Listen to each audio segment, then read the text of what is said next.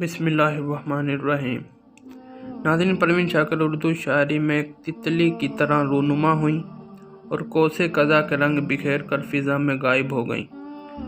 परवीन शाकिर की ज़िंदगी की एक नायाब कहानी है आला ज़र्फ़ लोगों के लिए।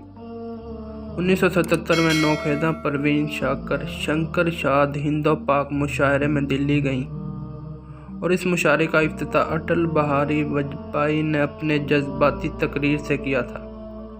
मुशायरे का इफ्तिताह करते हुए वज़ीर ख़ारजा अटल बिहारी वाजपेयी ने अपनी जज्बाती तकरीर में कहा था कि अभी मुझे यहाँ पाकिस्तान से तशरीफ़ लाए एक शायर सरवर बाराबंकी ने बताया है कि इनके वालिद बाराबंकी में रहती हैं और उनके पास वहाँ जाने का वीज़ा नहीं है, इसलिए वो अपनी वालदा से नहीं मिल सकते। और इस वक्त वाजपेयी के अंदर का शायर अचानक ही बेदार हो गया।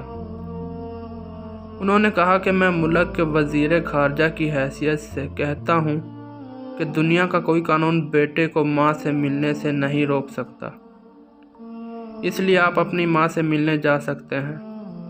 सरवर बाराबंकी वालिद को मिलने बाराबंकी चले गए थे और परवीन शाकिर पटना चली गईं। इसके बाद वो अपने अजदाद के वतन चंदन पट्टी भी गईं, जहाँ से उनके वालिदैन हिजरत करके कराची गए थे। इस वक्त परवीन शाकिर की उम्र सिर्फ 26 साल थी और इनका पहला शायरी मजमुआ खुशबू हाल ही में शाया हुआ था। परवीन शाकिर उस्तादा की हैसियत से दर्स व तदरीस में 9 साल रहीं और फिर सरकारी मुलाजमत इख्तियार कर ली और 1986 में कस्टम डिपार्टमेंट CBR इस्लामाबाद में सेक्रेटरी दोम के तौर पर अपनी खिदमात अंजाम देने लगी।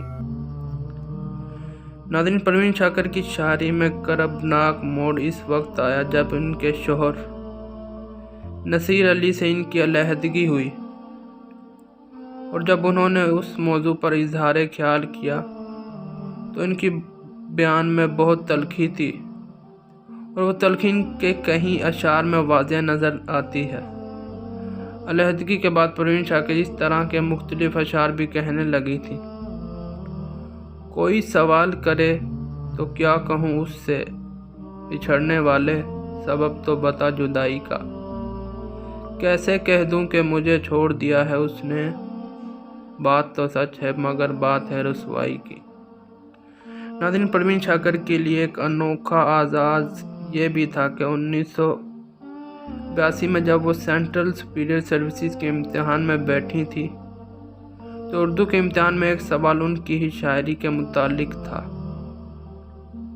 पतझड़ से गिला है ना शिकायत हवा से है, फूलों को कुछ अजीब मोहब्बत हवा से है। नाज़रीन, हमारे यहाँ औरतों को बहुत हसास समझा जाता है, मगर परवीन शाकिर जैसी शायरा को पढ़कर यही लगता है कि वो मजबूत असाब की मालिक थी। हर औरत में कोई ना कोई आदत ज़रूर होती है। यूँ तो परवीन शाकिर की बहुत सी आदतें थीं।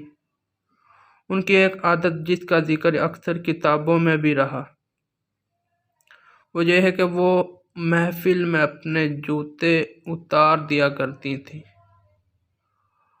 और नंगे पैर फिरा करती। वापसी पर अक्सर ही जूते गुम हो जाया करते थे और उन्हें नंगे पांव घर आना पड़ता था और वह अपनी गाड़ी भी अक्सर जूता उतार कर चलाया करती थी।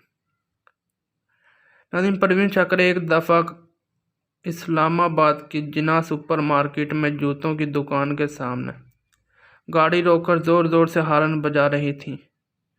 शॉप से सेल्समैन बाहर आया तो पता चला कि परवीन शाकिर नंगे पाँव हैं और उन्हें जूता चाहिए। असल में वहाँ किसी तकरीब में अपना जूता खो बैठी थी और अब जहाँ जाना था वहाँ बगैर जूते के जा नहीं सकती थी। वैसे उनके सफ़र में जूते कभी आड़े नहीं आए और ना कोई चीज़ इनकी राह में हाइल हुई थी। बिलाखिर इस मुनफरिद खुशबू की ज़िस्त का सफ़र सिर्फ 42 साल की उम्र तक रहा और हर दिल अजीज शायरा परवीन शाकिर 26 दिसंबर 1994 पीर के रोज़ इस्लामाबाद में ऑफिस जाते हुए अपनी ही कार हादसा में खालके हकीकी से जा मिली थी। परवीन शाकिर को इस्लामाबाद के कब्रिस्तान में सुपुर्द खाक किया गया था। ان کے کتبے پر یہ شاعر درج ہے اور وہ آپ کی نظر کرتا ہوں۔ مر بھی جاؤں تو کہاں لوگ بھلا ہی دیں گے، لفظ میرے مرے ہونے کی گواہی دیں گے۔ ناظرین، اگر ویڈیو پسند آئے تو لائک اور شیئر ضرور کیجیے گا اور کائنڈلی ہمارے چینل کو سبسکرائب بھی کر لیجیے گا۔